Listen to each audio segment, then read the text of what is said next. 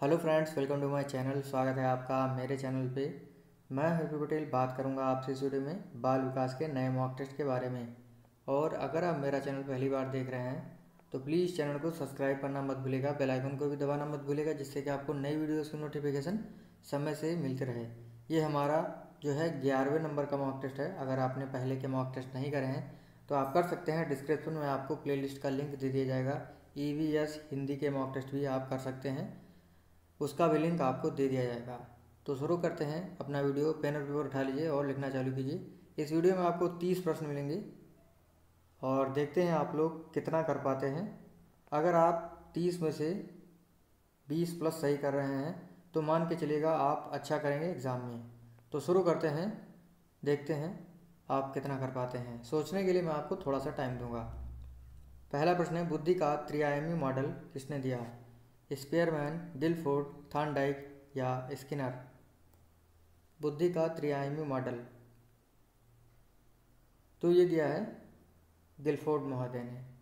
देखिए, अगर आपने बाल विकास को डिटेल से नहीं पढ़ा है तो मैं प्लेलिस्ट का लिंक दे दूंगा, आप वहाँ से देख सकते हैं। और गारंटी है, अगर आप मेरे वीडियो देखते हैं तो बाल विकास में एक भी नंबर का नहीं छूटेगा।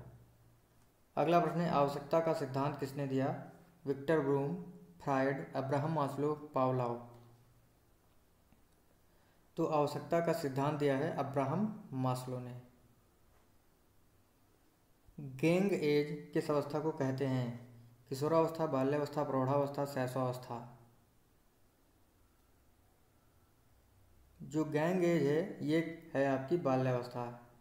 बी ऑप्शन इसका सही है। शिक्षा किस धातु से बनी है? शिक्षक या इनमें से कोई नहीं। तो शिक्षा जो है ये शिक्ष धातु से बनी है, पहला ऑप्शन इसका सही है। अगला है, वंशानुक्रम व्यक्ति की जन्मजात विशेषताओं का पूर्ण योग है, यह कथन किसका है? James Drever, Thomson, BN Jha, Woodworth? ये कथन है BN झा जी का, सी ऑप्शन इसका सही है। वंशानुक्रम व्यक्ति की जन्मजात विशेषताओं का पूर्ण योग है, ये जो है BN झा ने कहा है। शिक्षा द्विमुखी प्रक्रिया है, कथन किसका है ये? Adams, John Dewey, Ross, Thomson? तो शिक्षा द्विमुखी प्रक्रिया है ये कहा है एडम्स महोदय ने। देखिए, बहुत ही अच्छा चैप्टर है समायोजन। अगर आपने डिटेल से नहीं पढ़ा है तो आप पढ़ सकते हैं, लिंक में आपको मिल जाएगा। प्लेलिस्ट का जो लिंक है शिक्षा मनोविज्ञान का, तो उसमें जो है आपको मिल जाएगा। उसमें काफ़ी चैप्टर हो चुके हैं, जैसे वृद्धि विकास, बाल्यावस्था, शैशवावस्था, किशोरावस्था, प्रेरणा, बुद्धि, अधिगम, ये चैप्टर कवर किए जा चुके हैं। वंशानुक्रम, वातावरण, ये डिटेल से कवर किए जा चुके हैं। इनसे अगर कोई भी प्रश्न आपको मिलेगा तो आप कर लेंगे। बाकी जो है और भी टॉपिक धीरे धीरे कवर हो जाएंगे एग्ज़ाम तक। तो बताइए, 7वां प्रश्न हमारा, योजना की युक्तियों के अंतर्गत दूसरों पर दोष लगाना क्या कहलाता है? समायोजन की युक्तियों के अंतर्गत दूसरों पर दोष लगाना क्या कहलाता है? दमन, प्रक्षेपण, दबाव, कुंठा? और अगर समायोजन का चैप्टर अगर आपने देखा होगा तो आपको कोई दिक्कत नहीं हुई होगी इसका आंसर देने में। इसका ऑप्शन आपका बी सही है। प्रक्षेपण होता है दूसरों पर दोष लगाना, ठीक है। और डिटेल से जानने के लिए आपको वीडियो देखना पड़ेगा। अगला है, एसआर थ्योरी किसने दी? स्किनर, पावलोव, थॉर्नडाइक या कोहलर? तो एसआर थ्योरी जो दी है ये दी है थॉर्नडाइक महोदय ने। अगला है, पावलोव ने किस जानवर पर प्रयोग किया? कुत्ता, बिल्ली, चूहे, वनमानुष?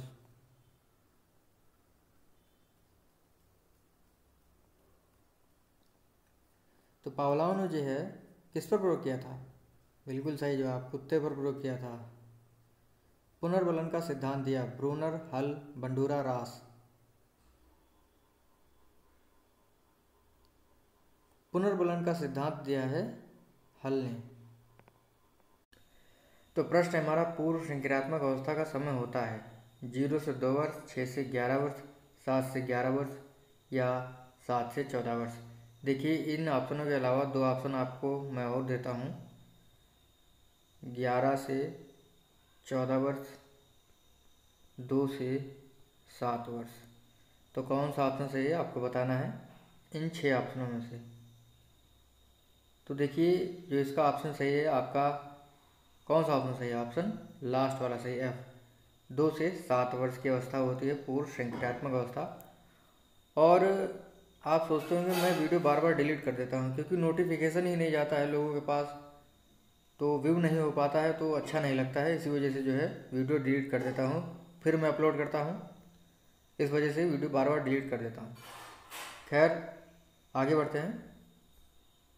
20वीं सदी बालकों की सदी है, यह कथन किसका है? Hornbill, Maslow, Jersild, Crow and Crow का।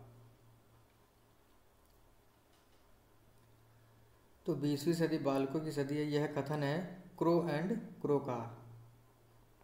इसको कैसे मैंने ट्रिक बताई थी, अगर आपने जो है बाल्यावस्था, किशोरावस्था, शैशवावस्था की ट्रिक वाला वीडियो देखा होगा तो आपको ये पता जरूर होगा कि बालक ने 20वीं सदी में 20-20 कौवे पकड़े, बालक ने 20वीं सदी में 20 कौवे पकड़े, इस प्रकार से मैंने बताया था। डी ऑप्शन इसका सही है। अगला है 90 से 110 तक के बीच आईक्यू वाला जो बालक होता है वो कैसा होता है? प्रतिभाशाली बालक होता है, पिछड़ा बालक होता है, या सामान्य बुद्धि वाला बालक होता है, या मंद बुद्धि वाला बालक होता है? जिसकी आईक्यू जो है 90 से 110 के बीच होती है वह बालक कैसा होता है? प्रतिभाशाली, पिछड़ा, सामान्य बुद्धि वाला, मंद बुद्धि वाला। तो ये होता है आपका कैसा? बिल्कुल सही जवाब आपका, ये है सी ऑप्शन इसका सही, सामान्य बालक। मूल प्रवृत्तियों का सिद्धांत किसने दिया? Thorndike, James Trevor, Skinner, McDougall. तो मूल प्रवृत्तियों का सिद्धांत जो है ये दिया है मैकडूगल ने, डी ऑप्शन इसका सही है। अगला है biographical sketch of an infant, biographical sketch of an infant, ये पुस्तक किसकी है? लैमार्क, चार्ल्स डार्विन, वर्दीमर, या फ्राबेल। ये पुस्तक है चार्ल्स डार्विन की। अगला है सृजन शास्त्र के पिता कहलाते हैं लैमार्क, फ्राबेल, फ्रांसिस गाल्टन, या रोमर। वेरी वेरी इंपॉर्टेंट प्रश्न है ये। तो सृजन शास्त्र के पिता हैं फ्रांसिस गाल्टन जी। बहुत ही महत्वपूर्ण परिभाषा है प्रेरणा की, और अभिप्रेरणा चैप्टर अगर आपने नहीं देखा है तो मैंने बहुत ही बार कहा है, आप लोग ध्यान नहीं देते हैं वीडियोस का। अगर आप ध्यान देंगे तो आपको बहुत ही फ़ायदा मिलेगा, क्योंकि शिक्षा मनोविज्ञान की जो प्लेलिस्ट है आपके लिए बहुत ही वैल्यूएबल है। जो देखते हैं उनको पता है कितना महत्वपूर्ण है, कैसे मैंने पढ़ाया है। अगला है प्रेरणा छात्र में रुचि उत्पन्न करने की कला है, कथन किसका है? किली, थॉमसन, रूसो, या रेमन रोन। प्रेरणा छात्रों में रुचि उत्पन्न करने की कला है, ये कथन है थॉमसन जी का। भूल भुलैया परीक्षण किसका है? किसका है? अलेक्जेंडर, पोर्टियस, वेसल, या जिसबर्ट।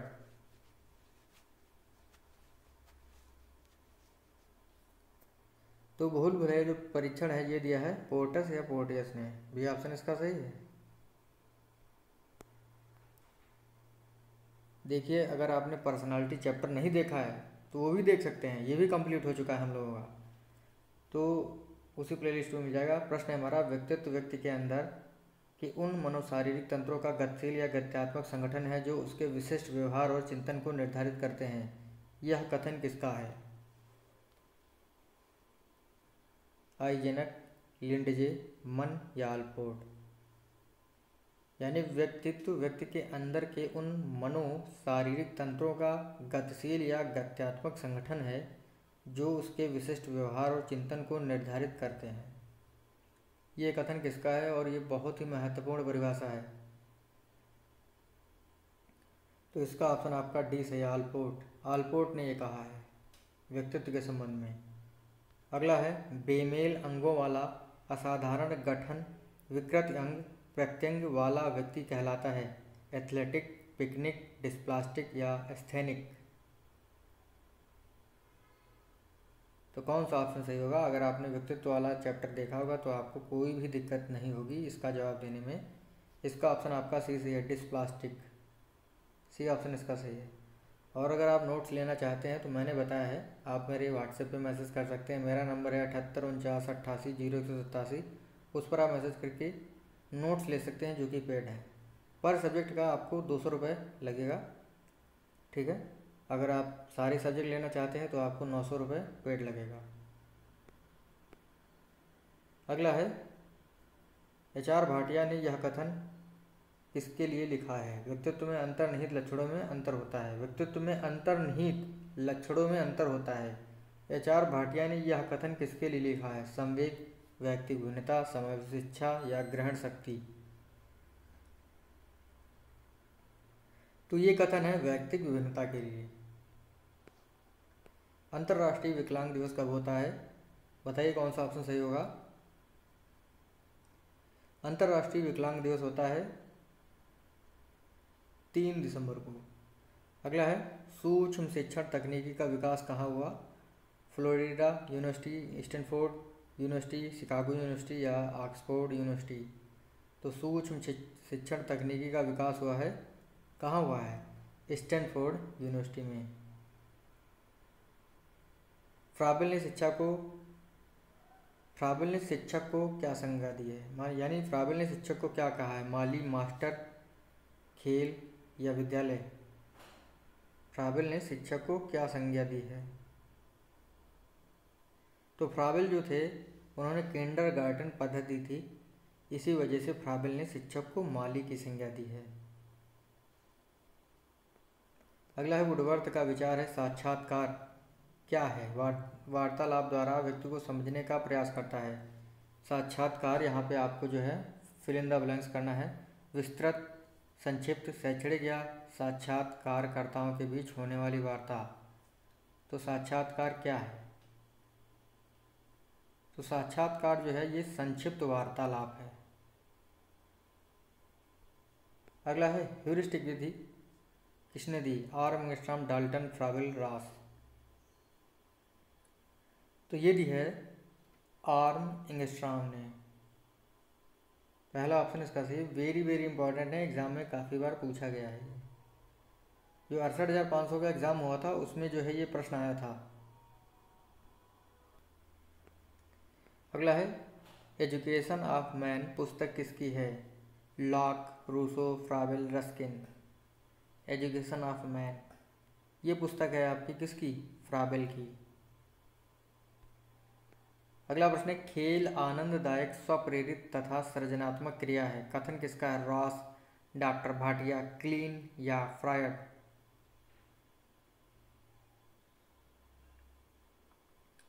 खेल आनंददायक, स्वप्रेरित तथा सृजनात्मक क्रिया है, ये कथन है रॉसी का। अगला है, प्रासंगिक अंतर्बोध परीक्षण किसने दिया? मॉर्गन और मोरे, अब्राहम मैस्लो, आल्पोर्ट, वर्नन। प्रासंगिक अंतर्बोध परीक्षण ये दिया है। बहुत ही सही जवाब आपका, बहुत लोगों ने सही जवाब दिया है इसका, मुझे पता है। इसका ऑप्शन आपका पहला सही है।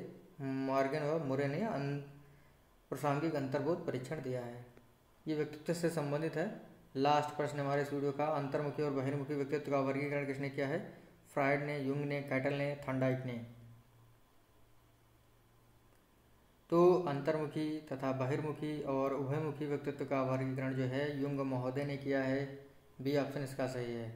तो हमारा जो वीडियो था सरल प्रश्नों के साथ साथ कठिन प्रश्न भी थे। इस प्रकार के प्रश्न जो है आपको एग्जाम में मिल जाएंगे। तो देखते हैं आप लोगों ने 30 में से कितने प्रश्न सही किए हैं। जितने भी प्रश्न आप सही करे हैं कमेंट करके ज़रूर बताइएगा। और पिछले जो भी मॉक टेस्ट हैं उनको करना मत भूलिएगा, क्योंकि अगर आप उनको नहीं करेंगे तो आप अपना घाटा कर रहे हैं। आप अगर उनको करेंगे तो आपको जो भी प्रश्न नहीं आते होंगे वो आपको पता चल जाएंगे और आप एग्ज़ाम में करके आएंगे। तो इसी वजह से कोई भी मॉक टेस्ट छोड़िएगा मत मेरे चैनल का। तो अगर आपको वीडियो अच्छा लगा हो तो शेयर करिएगा, लाइक करिएगा और सब्सक्राइब करना मत भूलिएगा। थैंक यू फ्रेंड्स, आपका मेरे चैनल पर आने के लिए बहुत बहुत धन्यवाद।